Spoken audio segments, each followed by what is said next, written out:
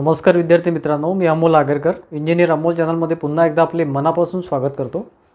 अतिशय चांगली न्यूज म्हणजे जे विद्यार्थी स्टाफ सिलेक्शन कमिशनसाठी प्रिपरेशन करत आहेत किंवा त्याची वाट बघत असतात दरवर्षी, त्यांच्यासाठी अतिशय चांगली न्यूज आलेली आहे सेंट्रल गव्हर्नमेंटकडून। साधारण 1300+ वॅकन्सीज इथे जेई एसएससी जेईसाठी आलेले आहे। सिव्हिल इलेक्ट्रिकल मेकॅनिकलसाठी डिप्लोमा और डिग्री दोन्ही क्वालिफिकेशनचे इथे जे विद्यार्थी आहेत ते फॉर्म भरू शकतात। सेंट्रल गव्हर्नमेंटची वॅकन्सी आहे, परमनंट जॉब आहे, कुठल्याच प्रकारचा बॉन्ड नाही, कुठल्याच प्रकारचा कॉन्ट्रॅक्च्युअल पिरियड नाही। ॲक्च्युअली स्टेट गव्हर्नमेंटपेक्षा अतिशय चांगला आणि रिप्युटेड जॉब असतो। अलग अलग तुमच्या डिपार्टमेंटला तुमचं पोस्टिंग केलं जातं after selection, staff selection through, आणि अतिशय चांगली संधी इथे तुम्हाला मिळते आहे मित्रांनो। 1300+ वॅकन्सीज आहे।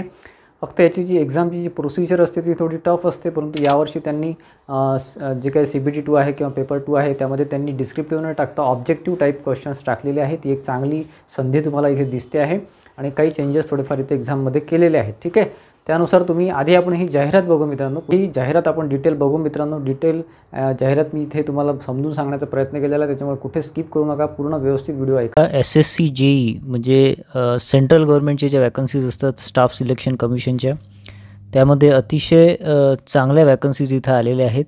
1300+ वॅकन्सीज आलेल्या आहेत। त्यामध्ये डिप्लोमा आणि डिग्री इंजिनिअरिंग, सिव्हिल, मेकॅनिकल, इलेक्ट्रिकलसाठी ही एक्झामिनेशन होणार आहे आणि या वॅकन्सीज आलेल्या आहेत। त्यामध्ये बघा, याची ऑनलाईन सबमिशन डेट म्हणजे सुरू होते आहे 26/7ला, म्हणजे 26 जुलैला ऑलरेडी सुरू झालेली आहे। ती चालणार आहे 16 ऑगस्ट म्हणजे 16/8/2023 तुम्ही फॉर्म सबमिट करू शकता। त्यामध्ये फॉर्ममध्ये काही करेक्शन असेल तर तुम्हाला 17 ते 18/8 वेळ देण्यात येते। 2 दिवस तुम्हाला एक्सटेंड करण्यात येतील 16 नंतर। ठीक आहे, आणि टेंटेटिव्ह एक्झाम डेट जी आहे बघा, पेपर 1ची डेट आहे ती आहे ऑक्टोबर 2023। ठीक आहे, ऑक्टोबरच्या 9, 10, 11 तारखेच्या जवळपास ही टेंटेटिव्ह एक्झाम डेट आहे। त्यामध्ये बघा पे स्केल बघा, पे स्केल अतिशय महत्त्वाचं असतं। आपण कुठलीही एक्झाम देतो त्याचं इन्स्पिरेशन, त्याचं मोटिवेशन म्हणजे त्याचं पे स्केल असतं। तर मुख्यत्वे डिप्लोमा आणि डिग्री दोन्हीसाठी इथे वॅकन्सीज आहेत। त्यामध्ये पे स्केल जो आहे तो 35,400 बेसिक आहे, लक्षात घ्या बेसिक आहे 7th पेनुसार। तर हे जे बेसिक पे आहे त्याच्यामध्ये DA HRA वगैरे अलाउन्सेस ॲड होतात। HRA सिटी वाईज राहतात, त्याच्यामुळे सिटी वाईज ती सॅलरी चेंज होते। त्यामध्ये सेंट्रल गव्हर्नमेंट असल्यामुळे यामध्ये अलाउन्सेस जास्त असतात। त्यामुळे कसं आहे की 35,400 जरी बेसिक असलं तर याची टोटल सॅलरी 55,000 ते 60,000च्या घरामध्ये टोटल जाते। 50,000 ते 52,000 इन हँड सॅलरी इथे येऊ शकते। ठीक आहे, आणि परमनंट जॉब आहे मित्रांनो, काही इथे टेन्शनचं काम नाही आहे। आणि चांगल्या खात्यामध्ये, चांगल्या डिपार्टमेंटमध्ये ह्या वॅकन्सीज असतात। SSCच्या थ्रू ह्या भरल्या जातात। त्यामध्ये आपण कशा क्वालिफिकेशन रिलेटेड माहिती घेऊ। Details of post essential qualification as on 16/8 म्हणजे बघा 16/8। काही जण विचारतात की सर ॲपियर चालतं का, लास्ट इयर चालतं का? तिथे ॲपियर लास्ट इयर काही चालत नाही। 16/8/2023 म्हणजे फॉर्म सबमिशनची जी लास्ट डेट आहे त्याआधी तुम्हाला तुमचं क्वालिफिकेशन हे कंप्लीट असणं आवश्यक आहे। तुमचा डिग्री असो, डिप्लोमा असो, त्याची तुमच्याकडे मार्कशीट लागेल, त्याचं certificate, provisional certificate, degree certificate, diploma certificate तुमच्याकडे लागेल। ठीक आहे, एज लिमिट बघा 1/8/2023 एज लिमिट लागेल, म्हणजे 1/8/2023च्या आधी तुमचं ते एज लिमिटमध्ये तुम्ही बसले पाहिजे। ठीक आहे, तर त्यानुसार आपण क्वालिफिकेशन बघू। बघा, पहिली आहे बॉर्डर रोड्स ऑर्गनायझेशन म्हणजे BROमध्ये जेई सिव्हिल आणि जेई इलेक्ट्रिकल आणि मेकॅनिकलसाठी। त्यामध्ये बघा जेई सिव्हिलसाठी degree in civil engineering from a recognise university और इन्स्टिट्यूट। ठीक आहे, डिग्री इन सिव्हिल इंजिनिअरिंग पाहिजे इथे, म्हणजे मिनिमम क्वालिफिकेशन डिग्री लागेल तुम्हाला BE और BTech सिव्हिल इंजिनिअरिंगमध्ये लागेल। और म्हटलं आहे और 3 years diploma in civil engineering from a recognise university और इन्स्टिट्यूट ऑफ बोर्ड, और 3 years डिप्लोमासुद्धा चालेल। ठीक आहे, डिग्री नसेल तर डिप्लोमा चालेल, बट डिप्लोमासाठी 2 वर्ष एक्सपिरियन्स मागितला आहे। 2 years working experience in planning, execution, maintenance of civil engineering works. ठीक आहे, या क्षेत्रामध्ये तुमचे 2 वर्ष अनुभव इथे लागेल जर तुमचा डिप्लोमा असेल तर। डिग्री असेल, BTech और BE सिव्हिल असेल तर तुमचा कुठल्याच प्रकारचा इथे एक्सपिरियन्स लागत नाही। ठीक आहे, याचं एज लिमिट आहे 30 वर्ष। 30 वर्षापर्यंत ओपनसाठी आहे, बाकी SC ST 5 वर्ष शिथिल म्हणजे 35 असतं, आणि OBC 3 वर्ष शिथिल म्हणजे 33 असतं। ठीक आहे, त्यानंतर बघा JE electrical and mechanical, degree in electrical और mechanical engineering from a recognise university और इन्स्टिट्यूट। इथे सुद्धा 30 कंडिशन आहे, BE और BTech इलेक्ट्रिकल मेकॅनिकल, और 3 years diploma in electrical automobile and mechanical engineering, ठीक आहे, फ्रॉम रिकॉग्नाइज युनिव्हर्सिटी. आणि इथे 2 years experience in planning, execution, maintenance of electrical और मेकॅनिकल इलेक्ट्रिकल वर्क्स, ठीक आहे. इथे सुद्धा एक्सपिरियन्स 2 वर्षाचा मागितला. जर डिप्लोमा असेल तर, डिग्री असेल तर एक्सपिरियन्सची गरज नाही. याचं एज लिमिट 30पर्यंत आहे, ठीक आहे. त्यानंतर बघा सेंट्रल म्हणजे CPWD ज्याला म्हणतो आपण, त्याच्यामध्ये बघा JEE सिव्हिलसाठी डिप्लोमा इन सिव्हिल इंजिनिअरिंग, इथे डिप्लोमा चालेल, इथे एक्सपिरियन्सची गरज नाही असं म्हटलेलं आहे. CPWDमध्ये JEE सिव्हिलसाठी diploma in civil engineering from a recognise university और इन्स्टिट्यूट. एज लिमिट 32 आहे ओपनसाठी, OBCसाठी 35 राहील, SC STसाठी 37 राहील, ठीक आहे. त्यानंतर JEE इलेक्ट्रिकलसाठी डिप्लोमा इन इलेक्ट्रिकल और मेकॅनिकल इंजिनिअरिंग, ठीक आहे, डिप्लोमा चालेल. आणि इथे डिग्रीसुद्धा चालेल. लक्षात घ्या, मिनिमम क्वालिफिकेशन डिप्लोमा आहे, परंतु इथे डिग्री अलाउड आहे, BE और BTech अलाउड आहे या पर्टिक्युलर ब्रँडसाठी. त्यानंतर central water commission JEE civil आणि JEE मेकॅनिकलसाठी आहे. त्यामध्ये बॅचलर्स डिग्री और diploma in civil engineering from इथे बॅचलर्स डिग्री और डिप्लोमा दोन्ही चालेल, ठीक आहे. दोन्ही वरच्या पोस्टसाठी दोन्ही चालेल.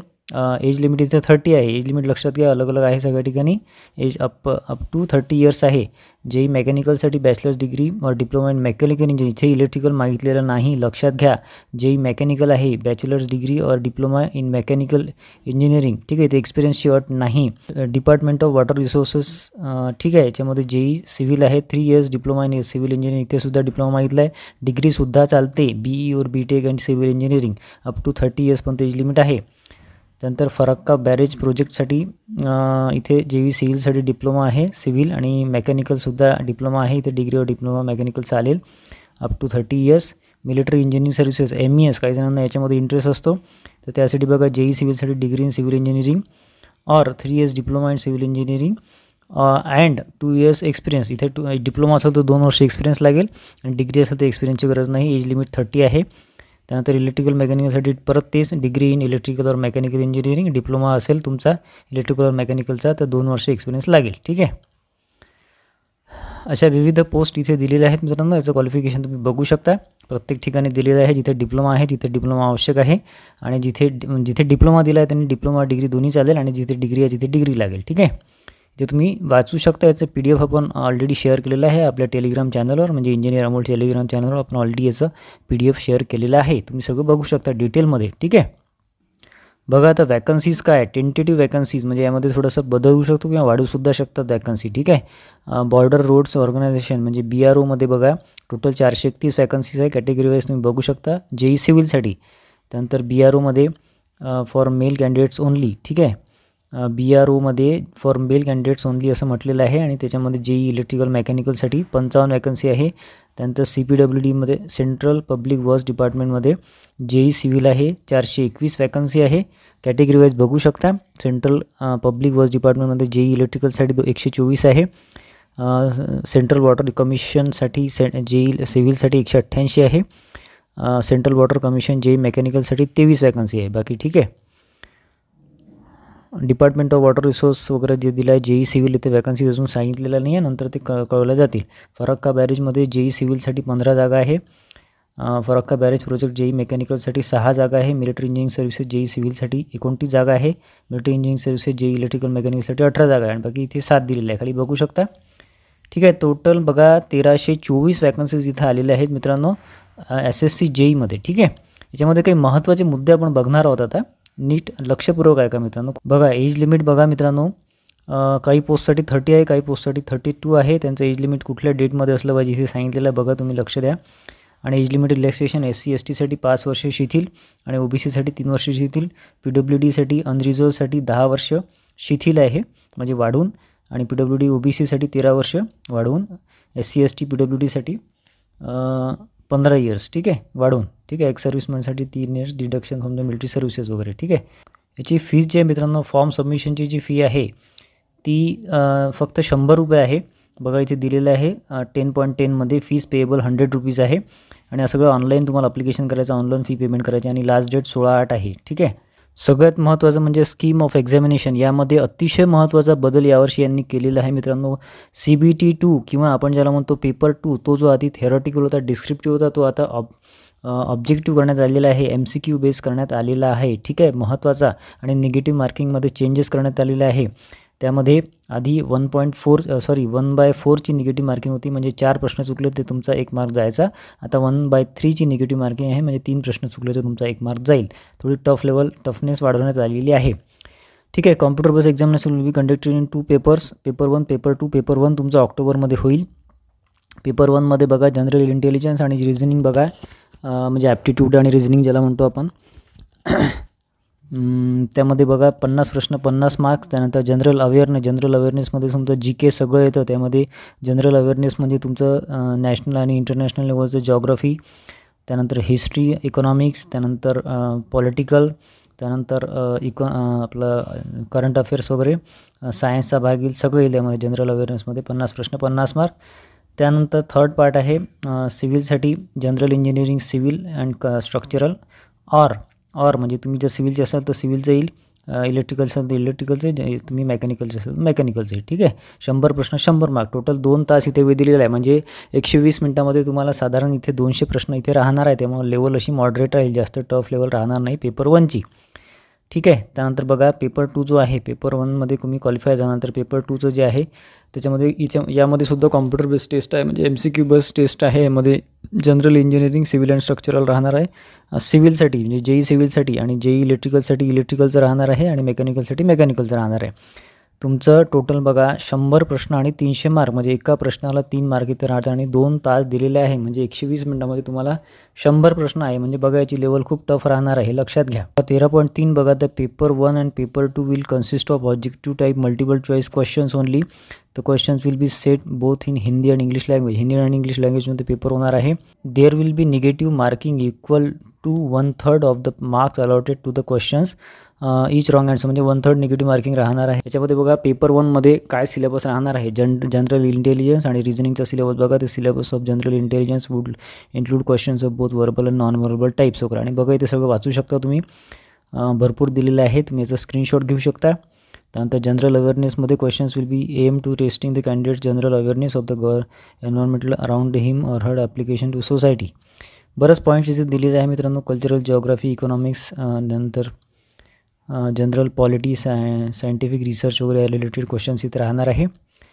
त्यानंतर बघा जनरल इंजिनिअरिंगमध्ये सिव्हिलचा तुमचा सिलेबस बघा. पार्ट ए सिव्हिल दिलेला आहे, building material, estimation, costing, valuation, surveying, soil, mechanics वगैरे.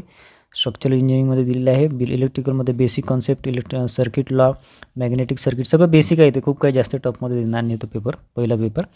जनरेशन, ट्रान्समिशन अँड डिस्ट्रीब्युशन वगैरे. ठीक आहे, आणि मेकॅनिकलमध्ये सगळं पार्ट दिलेलं आहे, तुम्ही बघू शकता. याचा स्क्रीनशॉट तुम्ही घेऊ शकता. मेकॅनिकलचा पोर्शन थोडा मोठा दिसतो इथे.